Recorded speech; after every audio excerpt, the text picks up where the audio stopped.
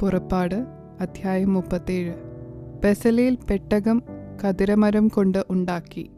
അതിന് 2.5 മുഴം നീളവും 1.5 മുഴം വീതിയും 1.5 മുഴം ഉയരവും ഉണ്ടായിരുന്നു. അത് അകവും പുറവും പൊന്നുകൊണ്ട് പൊതിഞ്ഞു. ചുറ്റും അതിന് പൊന്നുകൊണ്ട് ഒരു വക്കുണ്ടാക്കി. അതിൻ്റെ 4 കാലിനും ഇപ്പുറത്ത് 2 വളയം അപ്പുറത്ത് 2 വളയം, ഇങ്ങനെ 4 പൊൻവളയം വാർപ്പിച്ചു. അവൻ ഖദിരമരം കൊണ്ട് തണ്ടുകളുമുണ്ടാക്കി പൊന്നുകൊണ്ട് പൊതിഞ്ഞു. പെട്ടകം ചുമക്കേണ്ടതിന് ആ തണ്ട് പെട്ടകത്തിൻ്റെ പാർശ്വങ്ങളിലുള്ള വളയങ്ങളിൽ ചെലുത്തി. അവൻ തങ്കം കൊണ്ട് കൃപാസനമുണ്ടാക്കി. അതിന് 2.5 മുഴം നീളവും 1.5 മുഴം വീതിയും ഉണ്ടായിരുന്നു. അവൻ പൊന്നുകൊണ്ട് 2 കെരൂബുകളെ ഉണ്ടാക്കി. കൃപാസനത്തിൻ്റെ 2 അറ്റത്തും അവയെ അടുപ്പ് പണിയായി ഉണ്ടാക്കി. ഒരു കെരൂബ് ഒരറ്റത്തും മറ്റേ കെരൂബ് മറ്റേ അറ്റത്തും, ഇങ്ങനെ കെരൂബുകളെ കൃപാസനത്തിൻ്റെ 2 അറ്റത്തും അതിൽ നിന്ന് തന്നെ ഉള്ളവയായിട്ട് ഉണ്ടാക്കി. കെരൂബുകൾ മേലോട്ട് ചിറക് വിടർത്ത് ചിറകുകൊണ്ട് കൃപാസനത്തെ മൂടുകയും തമ്മിൽ അഭിമുഖമായിരിക്കുകയും ചെയ്തു. കെരൂബുകളുടെ മുഖം കൃപാസനത്തിന് നേരെയായിരുന്നു. അവൻ ഖദിരമരം കൊണ്ട് മേശയുണ്ടാക്കി. അതിന് 2 മുഴം നീളവും 1 മുഴം വീതിയും 1.5 മുഴം ഉയരവും ഉണ്ടായിരുന്നു.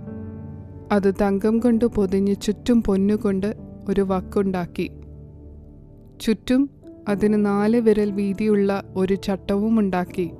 ചട്ടത്തിനു ചുറ്റും പൊന്നുകൊണ്ട് ഒരു വക്കുണ്ടാക്കി. അതിന് 4 പൊൻവളയം വാർത്ത് 4 കാലിൻ്റെയും ഓരോ പാർശ്വത്തിൽ തറച്ചു. മേശ ചുമക്കേണ്ടതിന് തണ്ടുകൾ ചെലുത്തുവാൻ വളയങ്ങൾ ചട്ടത്തോട് ചേർന്നിരുന്നു. മേശ ചുമക്കേണ്ടതിനുള്ള തണ്ടുകൾ ഖദിരമരം കൊണ്ടുണ്ടാക്കി പൊന്നുകൊണ്ട് പൊതിഞ്ഞു.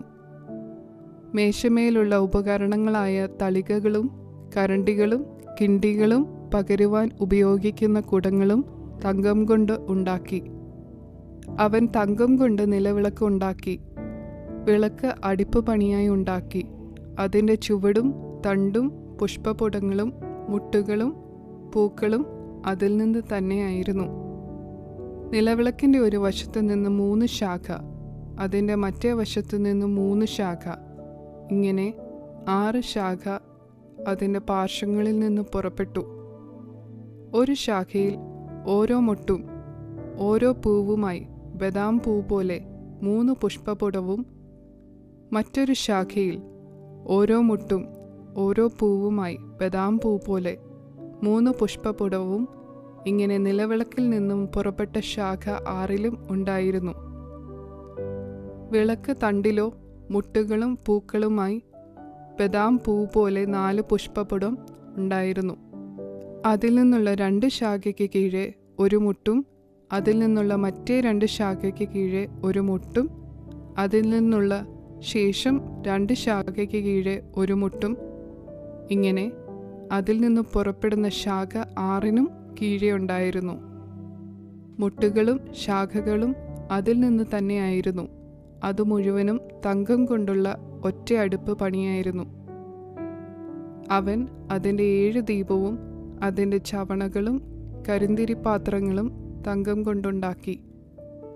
1 താലന്ത് തങ്കം കൊണ്ട് അവൻ അതും അതിൻ്റെ ഉപകരണങ്ങളൊക്കെയും ഉണ്ടാക്കി.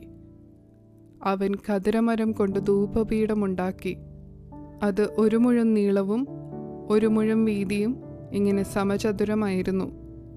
അതിന് ഉയരം 2 മുഴമായിരുന്നു. അതിൻ്റെ കൊമ്പുകൾ അതിൽ നിന്ന് തന്നെയായിരുന്നു. അവൻ അതും അതിൻ്റെ മേൽപ്പലകയും ചുറ്റും അതിൻ്റെ പാർശ്വങ്ങളും കൊമ്പുകളും തങ്കം കൊണ്ട് പൊതിഞ്ഞു. അതിനു ചുറ്റും പൊന്നുകൊണ്ട് ഒരു വക്കുണ്ടാക്കി. അത് ചുമക്കേണ്ടതിന് തണ്ട് ചെലുത്തുവാൻ വക്കിന് കീഴെ 2 പാർശ്വത്തിലുള്ള ഓരോ കോണിങ്കലും ഓരോ പൊൻവളയമുണ്ടാക്കി. ഖദിരമരം കൊണ്ട് തണ്ടുകളും ഉണ്ടാക്കി പൊന്നുകൊണ്ട് പൊതിഞ്ഞു. അവൻ വിശുദ്ധമായ അഭിഷേക തൈലവും നല്ല സുഗന്ധമുള്ള നിർമ്മല ധൂപവർഗവും തൈലക്കാരൻ്റെ വിദ്യപ്രകാരം ഉണ്ടാക്കി.